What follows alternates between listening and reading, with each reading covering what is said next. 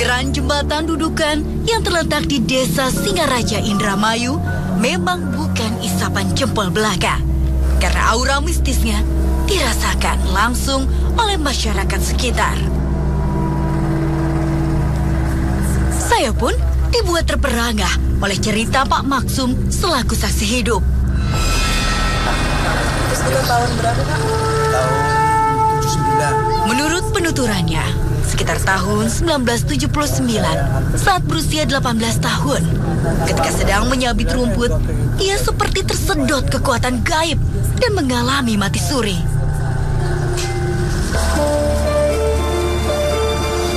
Dalam kondisi koma, ia seperti masuk ke sebuah keraton gaib yang dipimpin oleh sosok ratu bernama Maimah. Sang ratu berparas cantik dengan busana serba putih ini tinggal di singgasana yang terbuat dari emas. Seringkali terjadi kecelakaan. Pak Maksum menambahkan, selama di keraton gaib itu, ia mendapat tugas sebagai pengantar uang dan emas bagi manusia lemah iman yang bersedia memuja Ratu Maimah. Selang 3 bulan kemudian, Pak Maksum tersadar dari kondisi komanya. Karena setiap hari, keluarga yang menunggunya selalu melantunkan ayat-ayat Al-Quran.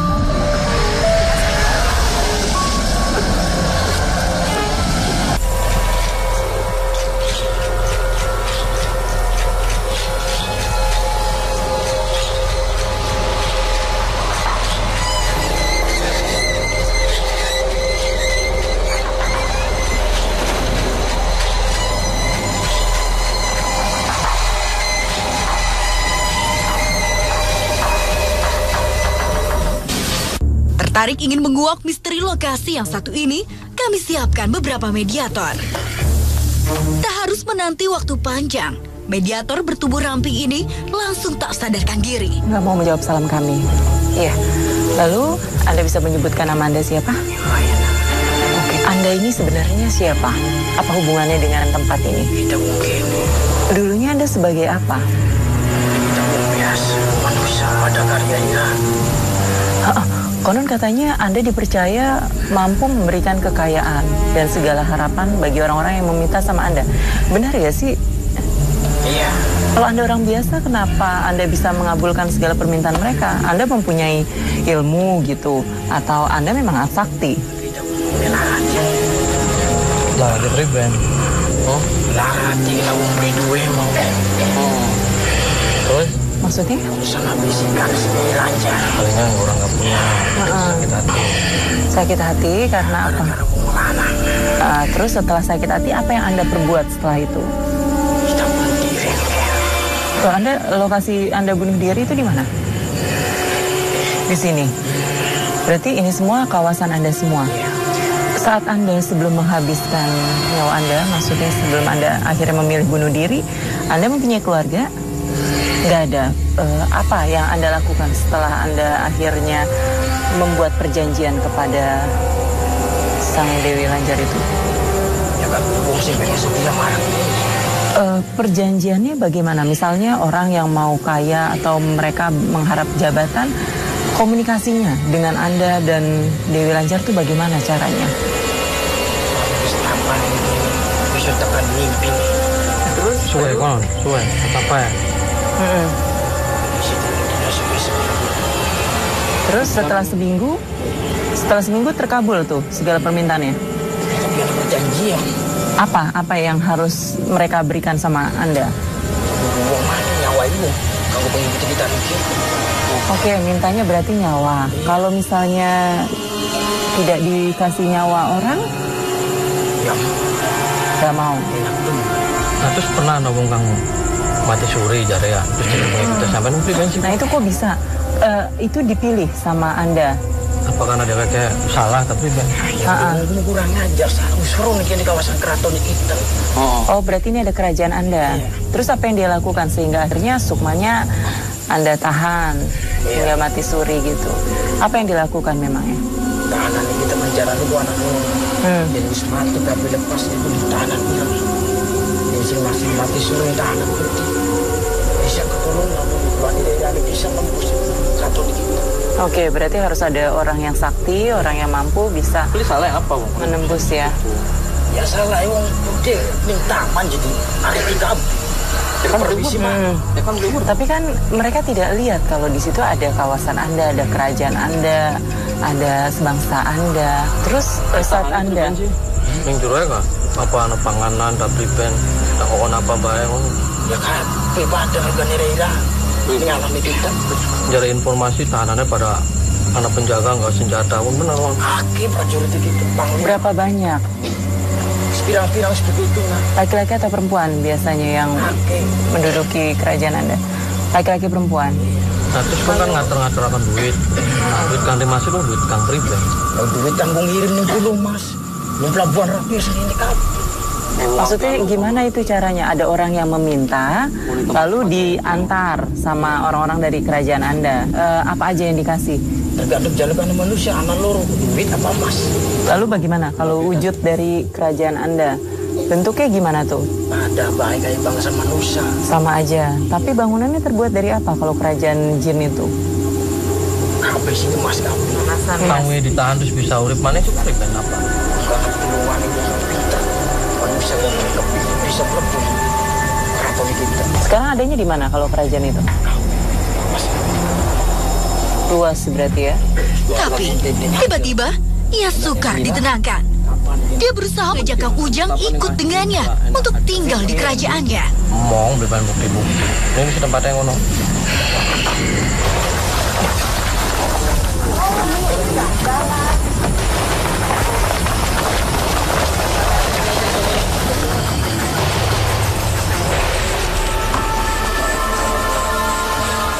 Ini tiba-tiba mediator mengarah ke satu tempat ya. Tapi saya belum tahu tujuannya apa. Jangan, nggak perlu. Khawatir membahayakan, mediator dinetralisir.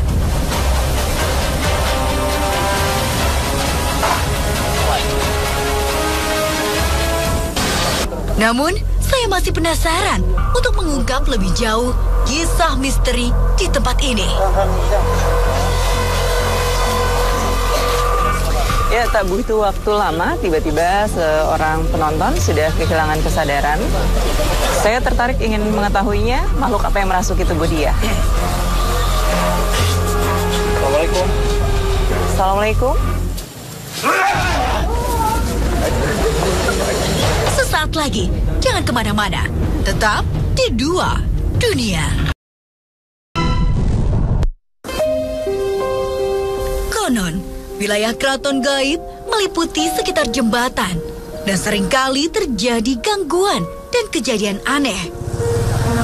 Para pengendara yang melintas sering tiba-tiba dialihkan penglihatannya hingga mengakibatkan kecelakaan maut dan merenggut banyak korban jiwa.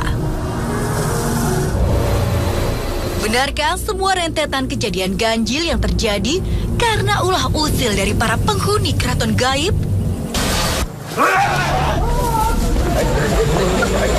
Namun, proses mediumisasi belum dimulai, sudah ada energi makhluk gaib merasuki seseorang. Assalamualaikum. Kenapa rame-rame ini kayaknya? Ya, kami ingin tahu, benar di sini ada kerajaan gaib? Ya. Iya. Lalu Anda ini siapa? Apa hubungan Anda dengan kerajaan gaib tersebut? Aku panglima. Oh, Anda panglimanya. Panglima Dewi Lancar. Dengan berhati-hati, saya mencoba mengajaknya berinteraksi. Di kerajaan gaib tersebut. Tugas apa? Tawang-wang. Supaya nyaluk pesugihan gini. Caranya menggoda orang-orang untuk meminta segala harapan mereka kepada Dewi Lancar itu caranya bagaimana? Sedang lemah imannya. Lemah ekonomi. Ya. Itu gampang terpancingnya. Kan wong aling dulu nggak bisa laku. Bang kecelakaan udah siapa kok? Apa yang Anda lakukan sehingga orang bisa akhirnya kecelakaan? Jangan benar nyetir motor. Iya, terus. Terus? Mata tak tutup. Kupingnya tak tutup. Dan dalam anak kendaraan ini ngarep. Paling ngrungokaken ana klaksoning mburi. Terus tabrakan. Sampai nggak nguasain kene apa kabehan karena tempat-tempat pengono sampai dikuasai konon. Iya. Terus bakal usaha hasil dibayar apa kok? Macem-macem. Apa? Dibayar seneng-seneng. Kekayaan? Ya. Berupa apa yang Anda kasih? Uang atau apa? Emas? Kendaraan? Hitam langsung. Sampai ini menyesatkan ya, harus ngaku-ngaku sing ini sing itulah. Sampai harus tidak usah mengganggu manusia. Mulai sekarang. Anda yang menciptakan adalah Allah. Ya, tidak ada kesaktian Anda, tidak ada seberapa dengan kesaktian Allah. Ya. Apa? Binatang. Nah, pokoknya di atas langit ada langit. Anda harus mengenal siapa yang menciptakan Anda. Bisa. Bisa pribadi. Paling sakti nih. Sakti pribadi. Ang lima nih. Ang sakti Gusti Allah. Harap apa tadi? Harap apa? Ya, Bubar. harap tumpas bangsa sampean yang selalu menyesatkan manusia.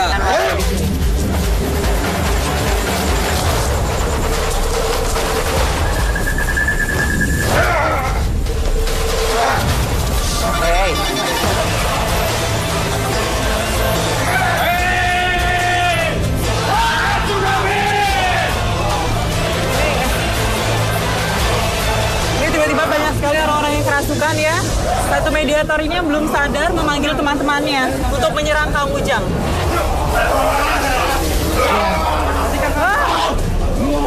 Dan suasana sekejap saja menjadi mencekam. Tak sedikit orang kehilangan kontrol. Entah mengapa dengan membabi buta, mereka menyerang Kang Ujang. Hingga Kang Ujang terseret masuk ke dalam kubangan lumpur. Ya Allah, Akbar. Ya Allah.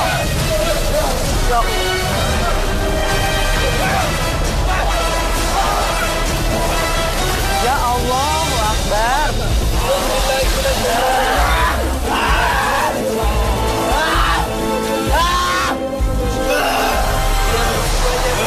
Ya ini Kang Ujang tertarik ya, kedorong para mediator yang mencoba menyerang dia. Kini, ayat suci Al-Quran dikumandangkan Kang Ujang. Membuat mediator-mediator berubah kepanasan.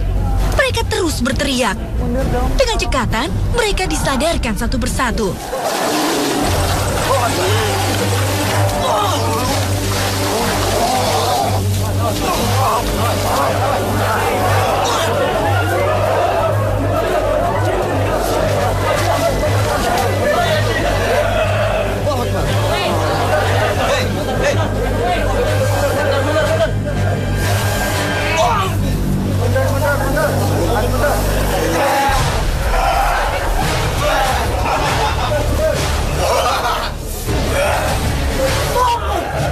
Awas, awas.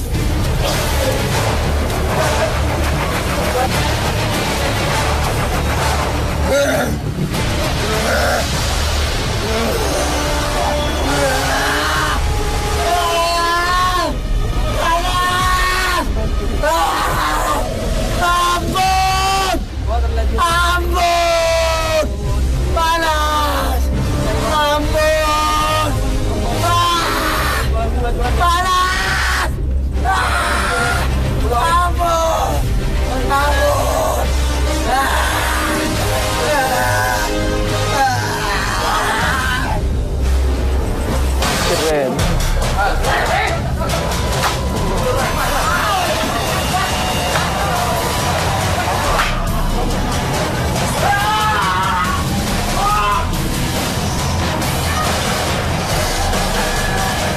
Lagi-lagi, banyak orang kesurupan dan masih menjadikan Kang Ujang sebagai buruannya. Sabar, hei. Ya, beberapa mediator sudah kehilangan kesadaran, mereka kesurupan dan membawa kayu ya. Sepertinya mereka ingin melampiaskan emosi sama Kang Ujang. Iya, nanti dulu. Tak diduga, sekarang mereka saling menyerang. Sepertinya mereka saling tidak menyukai.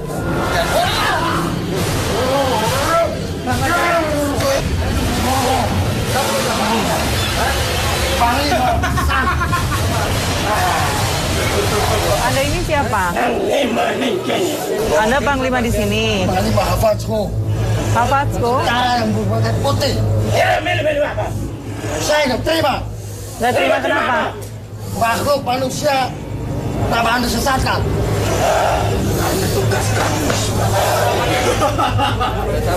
Allah.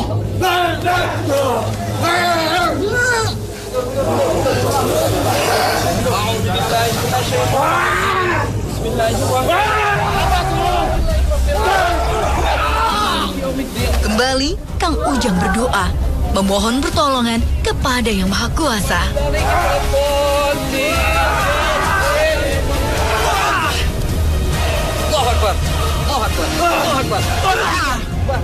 Alhamdulillah, Kang Ujang dapat mengatasi mereka.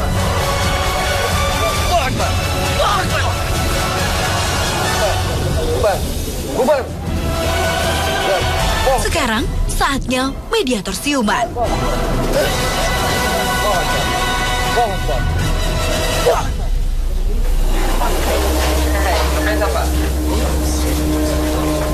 Anda ini siapa? Rupanya masih ada makhluk tak kasat mata yang ingin berdiam di tubuh mediator. Apa, Pak? Anda suka mengganggu warga di sini? Iya? Caranya seperti apa? Jadi ketika Anda bisa untuk membunuh manusia, itu sangat berlebihan. Tidak mungkin. Karena apa? Apapun nyawa itu adalah tergantung Allah Subhanahu wa taala. Anda pergi dan jangan pernah mengganggu manusia lagi. Ya, mulai sekarang jangan ganggu lagi. Allahu Akbar. Allahu Akbar. Allahu Akbar. Allahu Akbar. Allahu Akbar.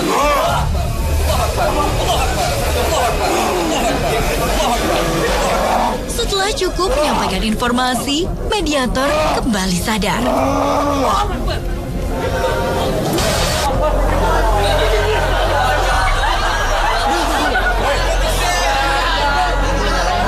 Penasaran dengan kisah selanjutnya? Tetap di Dua Dunia.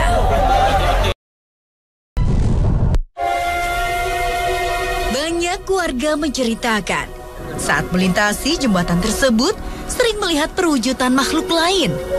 Mulai dari wujud lelaki berjubah hitam berjalan tegak, sosok perempuan berambut panjang berpakaian putih diiringi tangis yang memilukan. Benarkah semua penampakan tersebut? Apakah ada makhluk gaib yang bisa menjawab tentang kabar ini? Dan seketika saja, aura makhluk gaib diam-diam telah menguasai raga seseorang. Aja wedening kali. Anak kamu muja dah, anak kamu muja. Anak kamu muja. Hah? Nangga? Anak kamu muja boleh? Ya lamun anak kamu muja ya. Makhluk ini sepertinya tidak membahayakan. Saya pun tenang berbincang dengannya. Saya pengen tahu Anda itu siapa? Jalal. Sejak kapan Anda berada di sini?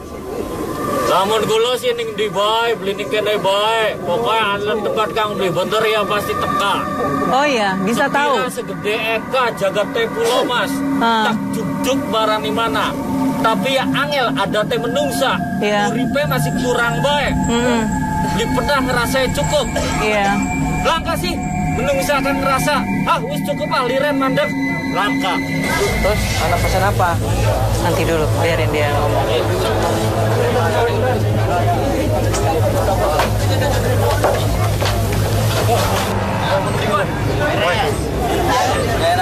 Enggak, silih bade wenten sing ditakenakan masalah bab wau wenten perang. Riba saya wenten perang Bratayuda antara kang bener bari kang beli bener. Iya. Antara kang sesat bari kang lempeng. Tapi ya masalahnya di mendung saya dewek. Tak mau menyanyiakan kesempatan, saya kembali menggali informasi darinya. Mula boten nyelakakan. Terus? Kang nyelakakan ya bangsa jin fasik. Masalah kerajaan, masalah masalah kang mati, ana bener balik maning tergantung kepercayaan Kita. wong kang gerungu, wong kang mahami. Lapang, anak wong kang pernah mati suri dia pernah jadi karyawannya nyupir. Ditarik ke dunia lain, lalu dijadikan pekerja. Sampean percaya boten tentang mati suri? Mati suri ya, pula percaya karena apa? Mati kan nomor roh, mati kecil dan mati besar. Ketika mati cilik, pun ketika ibu ruhe mana? Iya, terbang. Tapi jasad berjalan. Kamu sungang mati gede, pun ya ruhe langka, jasadnya langka. Jangan wonten kerajaan bae mana ratuan. Kerajaan niku capek menungsa wujudnya teng bangsa halus. Kerajaan niku bisa jadi cuman umah. Beli adoh lah bari menungsa.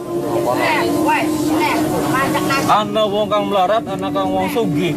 Bangsa halus ge pada anak kang sugih, anak kang melarat, anak kang duweni harta, anak kang beli. Anak kang duwe iman, anak kang duwe iman, kang senang. Nah, Anda pernah lihat kerajaannya Maimah itu terbuat dari emas? Anda tahu nggak kerajaan itu ada di sekitar sini? Lamun emas, witan, apa beda? Ya beda, emas yang emas, bibitanya bibitan pada emas. Lamun bangsa halus, bangsa jin, bisa nipu mata manusia beli. Bisa. Digawe emas. Bagaimana caranya supaya kita tidak percaya dengan segala sesuatu yang kita terima itu karena dari Allah Subhanahu Wa Taala, terus menghindari kecelakaan-kecelakaan yang terjadi di sini, itu gimana caranya? Bersyukur. Ya, aja kurang bersyukur. Iya. Niki Kang Sanese sampun dalu, mangga bubar.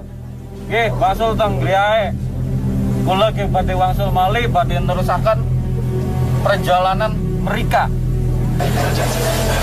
Ya nanti semuanya ngikutin doa bareng-bareng ya semuanya. Ya. Biar semuanya diberikan keselamatan dan Kami berharap semua kejadian aneh di luar nalar tidak terulang lagi. Berniat menetralisir tempat ini, Kang Ujang mengajak kami membaca ayat-ayat suci. Amin. Mari kita bersama-sama doa ya Allah. Semuanya diberi keselamatan oleh Allah Subhanahu Wa Taala. Bismillahirrahmanirrahim. Hamdan kamilin. Hamdan wa ni'amahu ya Rabbana lakal hamd kama yanbaghi li jalali wajhika wa sultanik. Allahumma shalli ala sayyidina Muhammad wa ala sayyidina Muhammad kama shallaita ala sayyidina Ibrahim wa ala sayyidina Ibrahim wa barik ala sayyidina Muhammad wa ala sayyidina Muhammad kama barakta ala sayyidina Ibrahim wa ala sayyidina alamin innaka Hamidum Majid. Rabbana atina fid dunya hasanah wa fil akhirati hasanah wa qina adzaban nar. Subhana rabbika rabbil izzati amma yasifun wa salamun alal mursalin walhamdulillahi rabbil alamin. Al-Fatihah. Iya, Kang Ujang, seharusnya bagaimana nih caranya kita menyikapi mitos tentang Maimah dan apa benar kerajaan jin itu ada dalam Al-Quran? Seperti halnya Rasulullah Shallallahu Alaihi Wasallam bersabda, menurut Imam Abu Hurairah, bahwasanya Rasulullah pernah berkata, jin itu ada 3 macam. Yang pertama, al-jinnu salah satu asnaf. Itu jin ada 3 macam. Yang pertama sinful lahum yatiruna fil hawa. Yang pertama adalah jin yang mempunyai sayap yang terbang di udara. Yang kedua, sinful lahum hayatun wa qaribun. Jin yang menyerupai kalajengking dan juga jin yang menyerupai ular. Yang ketiga kata Rasulullah, sinful lahum yanhiluna wa yadhauna. Jin yang mempunyai tempat tinggal yang menetap. Nah, di sini jelas bahwasanya jin sama mempunyai rumah dan istana seperti manusia. Dan juga ada jin yang mempunyai rumah akan tetapi tidak menetap. Sama seperti manusia pindah ke sini. Pindah dari satu tempat ke Ada lagi yang kedua yaitu jin yang tidak mempunyai tempat tinggal dan juga tidak menetap. Artinya mereka terus. Itu jelas. Akan tetapi apapun itu fenomenanya, apapun itu mitosnya, kita tanamkan dalam hati kita akidah dan keimanan kita yang lurus. Tetap berdoa kepada Allah agar diberikan keselamatan di jalan atau dimanapun. Rabbana faghfir lana warhamna anta maulana fansurna 'alal qaumil kafirin.